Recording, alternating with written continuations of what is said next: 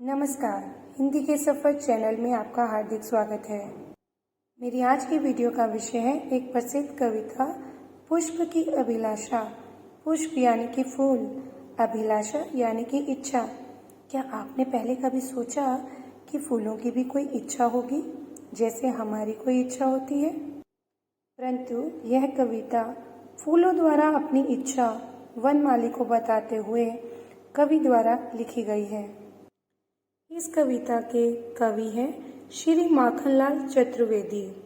यह कविता कवि द्वारा उन दिनों में लिखी गई जब भारत में आज़ादी की लड़ाई स्वतंत्रता सेनानियों द्वारा लड़ी जा रही थी। उस समय भारतीय लोगों को प्रोत्साहित करने के लिए इस कविता की रचना माखनलाल चतुर्वेदी द्वारा की गई। इस कविता के जरिए माखनलाल चतुर्वेदी हमें यह समझाना चाहते हैं कि फूल तोड़े जाने के बाद उन कदमों के तले जाना चाहते हैं जो वीर अपने देश की आज़ादी के लिए संघर्ष कर रहे हैं, अपने प्राणों को न्यौछावर करते हैं, उनके सम्मान में अर्पित होना चाहते हैं। अब हम इस कविता को पढ़ेंगे और समझेंगे इसके अर्थ को। अब मेरे द्वारा इस कविता की दो पंक्तियां पढ़ी जाएंगी और समझाया जाएगा उनके अर्थ को। चाहा नहीं मैं सुरबाला के गहनों में गूथा जाऊं। इन दो पंक्तियों में फूल अपनी अभिलाषा, अपनी कामना, अपनी इच्छा व्यक्त करते हुए कह रहे हैं कि हमें ऐसी कोई इच्छा नहीं है कि मैं सुरबाला यानी कि सुंदर स्त्री के गहनों में, गहने यानी कि आभूषण जिसका प्रयोग वो अपनी सुंदरता बढ़ाने के लिए करती है, श्रृंगार रूप में मैं गूथा जाऊं। गूथा यानी कि पिरो दिया जाऊं। आपने देखा है ना, आजकल विवाह अवसरों में स्त्रियों द्वारा फूलों के गहने पहने जाते हैं। फूलों को गहनों के रूप में पिरो दिया जाता है ताकि स्त्रियों का सौंदर्य और बढ़ जाए। लेकिन फूल की ऐसी कोई इच्छा नहीं है, ऐसी कोई अभिलाषा नहीं है। चाहा नहीं प्रेमी माला में बिंद प्यारी को ललचाऊं। इन दोनों पंक्तियों में फूल अपनी इच्छा को व्यक्त करते हुए कहते हैं कि हमारी ऐसी कोई चाहत नहीं है कि हम किसी प्रेमी जोड़ी की माला बन जाएं, किसी दूल्हे द्वारा बिंद प्यारी यानी कि दुल्हन को पहनाया जाऊं और मैं उसके दुल्हन के मन के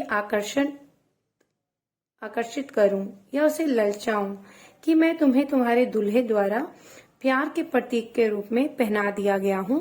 ऐसी मैं कोई इच्छा नहीं रखता। चाह नहीं सम्राटों के शव पर हे हरि डाला जाऊं।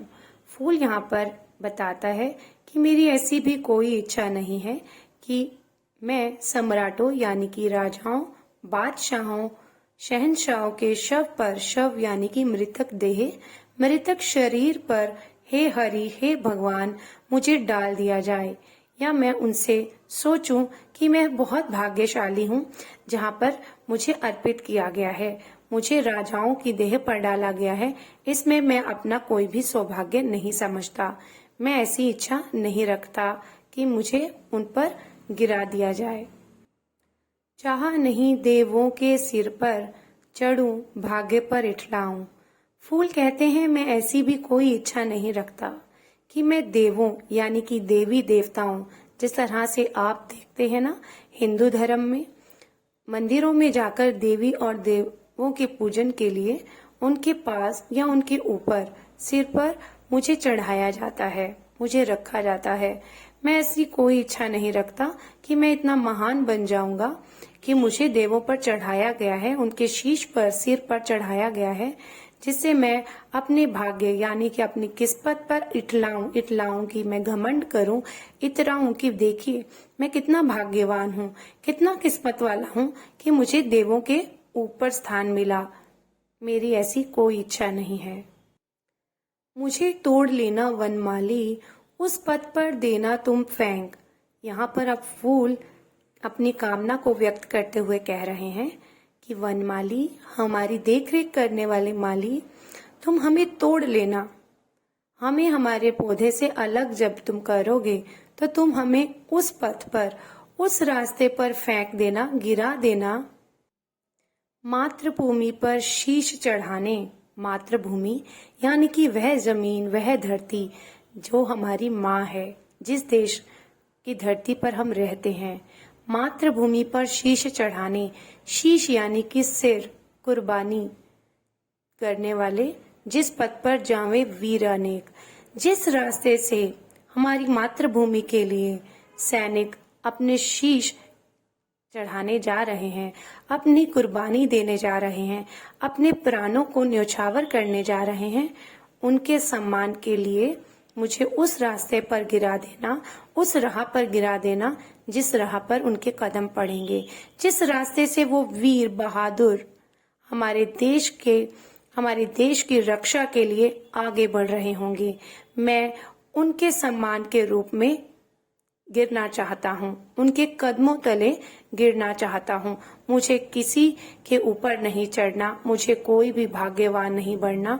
अगर मेरा भाग्य बनेगा, अगर मैं अपने आप को खुशकिस्मत समझूंगा, तो मेरी यही अभिलाषा है, हे वनमाली, मुझे उस रास्ते पर गिरा देना जिस रास्ते से हमारी देश की सेवा करने वाले सैनिक गुजरेंगे।